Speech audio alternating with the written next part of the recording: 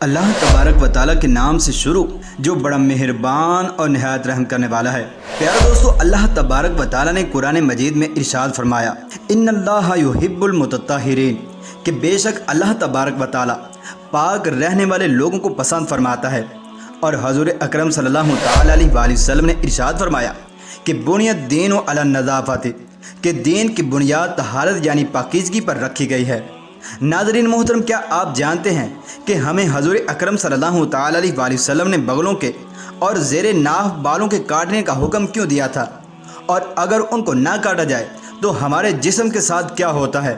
اور ان کو 40 دن سے زیادہ چھوڑنے کا حکم کیا ہے؟ اور ان سے کون سی بیماریاں پیدا ہوتی ہیں؟ اور سائنس اس بارے میں کیا کہتی ہے؟ اور عبادت پر ان بالوں کے 40 دن سے زیادہ چھوڑنے کا کیا اثر پڑتا ہے؟ کیا ہماری نماز قبول ہوتی ہے یا پھر نہیں؟ ناظرین محترم، ان تمام تر سوالات کے جوابات قرآن و حدیث کی روشنی کے اندر آج کی اس ویڈیو کے اندر ہم آپ کے ساتھ شیئر کریں گے، لہذا آپ سے ہماری گزارش ہے کہ آپ ہماری اس ویڈیو کو اینڈ تک ملاحظہ فرمائیے۔ پیارے دوستو، حضور اکرم صلی اللہ تعالیٰ علیہ وآلہ وسلم صحابہ کرام کو اپنی شخصیت کو صاف ستھرا رکھنے پر بار بار ابھارا کرتے تھے، یہاں تک کہ حضور اکرم صلی اللہ تعالیٰ علیہ وآلہ وسلم نے ارشاد فرمایا کہ تم میں سے کوئی شخص اگر لمبے سفر سے واپس آئے تو اپنے گھر والوں کو پہلے اطلاع کرے اور بغیر اطلاع کے اپنے گھر کے اندر نہ جائے، تاکہ اس کی بیوی اپنی تیاری اور صفائی وغیرہ کر سکے۔ کہیں ایسا نہ ہو کہ تم بغیر اطلاع دیے چلے جاؤ اور پھر ان میں کوئی ناپسندیدہ چیز دیکھو۔ اور اسی طرح سے حضرت ابو ہریرہ رضی اللہ تعالیٰ عنہ سے روایت ہے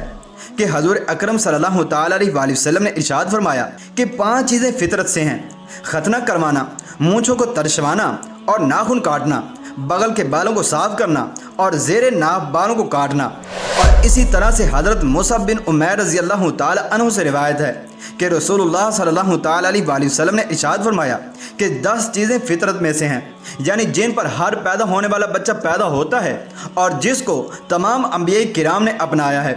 نمبر 1 داڑھی کو بڑھانا، نمبر 2 مسواک کرنا، اور نمبر 3 مونچھیں ترشوانا، نمبر 4 پانی پینا، اور نمبر 5 ناخنوں کو کاٹنا، اور نمبر 6 انگلیوں کے درمیان کے حصوں کو دھونا، اور نمبر 7 بغلوں کے بال اکھیڑنا، اور نمبر 8 زیر ناف بالوں کو مونڈنا، اور نمبر 9 ختنہ کروانا۔ جبکہ حضرت مصعب بن عمیر رضی اللہ تعالیٰ عنہ فرماتے ہیں کہ میں 10ویں چیز کو بھول گیا، میرا خیال یہ ہے کہ وہ شاید کلی کرنا تھا۔ پیارے دوستو، جبکہ بعض علماء کا قول ہے کہ فطرت سے مراد یہ ہے کہ وہ چیز جس پر ہر پیدا ہونے والا بچہ پیدا ہوتا ہے، اور اس سے مراد سنت اور اصل اسلام ہے۔ ناظرین محترم، اس سے ثابت ہوا کہ بغل اور زیر ناف بال کا کاٹنا سنت اور اصل اسلام ہے۔ ناظرین محترم، بغل کے بالوں کو صاف کرنا اس وجہ سے بھی ضروری ہے کہ اس کے اندر پسینہ اور بالوں کے اندر جراثیم اور بیکٹیریا وغیرہ جمع ہوتے رہتے ہیں، جس سے انتہائی ناپسندیدہ بو بھی پیدا ہوتی ہے، جس سے دوسرے انسانوں کو بھی اور خود اپنے آپ کو بھی بدبو اور کراہت محسوس ہوتی ہے، اور جس کی وجہ سے کئی بیماریاں پھیلنے کا خدشہ پیدا ہو جاتا ہے۔ چنانچہ اسی وجہ سے بغلوں کے بالوں کو اکھیڑنے یا کاٹنے کو 1 ہفتے کے اندر اندر مستحب قرار دیا گیا ہے، لیکن 40 دن سے زیادہ رکھنا مکروہ قرار دیا گیا ہے۔ اور اسی طرح سے زیر ناف بال صاف کرنا بھی فطرت میں سے ہے، چاہے وہ مرد ہو یا پھر عورت، کیونکہ اس کے اندر بھی پسینہ اور جراثیم پیدا ہوتے ہیں، جس سے بیماریاں پھیلتی ہیں اور میاں بیوی کو ایک دوسرے سے کراہت محسوس ہوتی ہے، اور یہ بال جماع کی لذت کے اندر بھی رکاوٹ کا سبب بنتے ہیں۔ چنانچہ زیر ناف بالوں کو 7 دن کے اندر اندر کاٹنا مستحب اور جمعہ کے دن کاٹنا افضل قرار دیا گیا ہے، لیکن 40 دن سے زیادہ چھوڑنا مکروہ ہے، جس کی وجہ سے انسان گناہگار ہوگا۔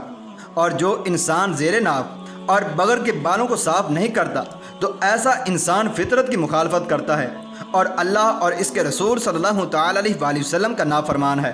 ناظرین محترم، یہ بات بھی یاد رکھیں کہ بعض لوگوں کا خیال ہے کہ بغلوں اور زیر ناف بالوں کو اگر صاف نہ کیا جائے تو انسان کی نماز باطل ہو جاتی ہے اور اس کی عبادت اللہ تبارک و تعالیٰ کی بارگاہ کے اندر ہرگز قبول نہیں ہوتی۔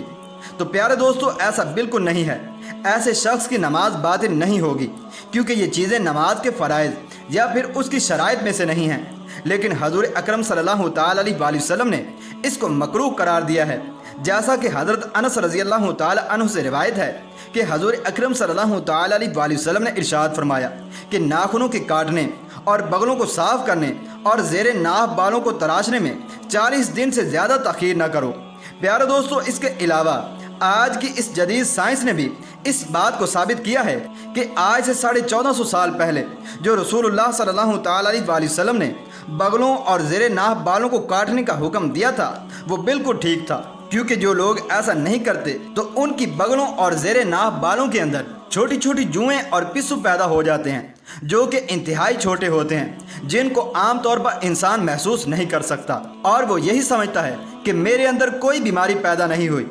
چنانچہ ان پسوؤں کے کاٹنے کی وجہ سے انسان کی جلد پر خارش ہوتی ہے، جس کی وجہ سے انسان کی جلد لال ہو جاتی ہے، اور بار بار خارش کرنے کی وجہ سے جلد پر زخم ہو جاتے ہیں، جو بعد میں شوہر سے بیوی یا پھر بیوی سے شوہر تک ہم بستری کے دوران منتقل ہو کر دوسرے کو بھی متاثر کرتے ہیں، جس کی وجہ سے دوسرا انسان بھی جلدی خارش کے اندر مبتلا ہو جاتا ہے۔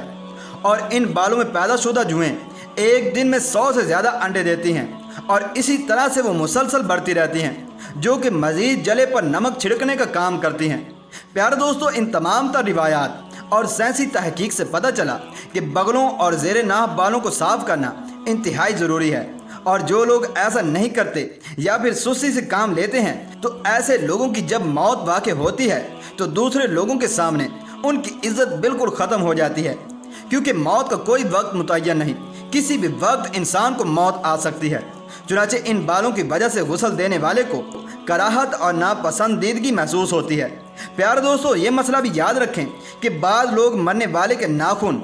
بغل یا پھر زیر ناف بالوں کو کاٹ لیتے ہیں، جو کہ سخت حرام اور ناپاک کام ہے۔ کوئی بھی شخص میت کے ناخن، بغل یا ناف کے بال ہرگز نہیں کاٹ سکتا، اگر کاٹے تو انہیں کفن میں رکھنے کا حکم دیا گیا ہے، کیونکہ میت کے کسی جزو کو اس سے جدا کرنے کو اسلام نے ممنوع قرار دیا ہے۔ اللہ تبارک و تعالیٰ سے دعا ہے کہ اللہ تبارک و تعالیٰ ہمیں مکمل اسلام کا علم عطا فرمائے اور پھر اس پر عمل کرنے کی توفیق بھی عطا فرمائے۔ اے اللہ، اسلام کے لیے ہمارے سینوں کو کھول دے اور اسلام کو ہمارے لیے محبوب اور آسان بنا دے، اور ہمیں ہمارے نفسوں کے شر سے محفوظ رکھ، اور ہم سب مسلمانوں کو جنت الفردوس میں اعلیٰ مقام و مرتبہ عطا فرما۔ آمین یا رب العالمین۔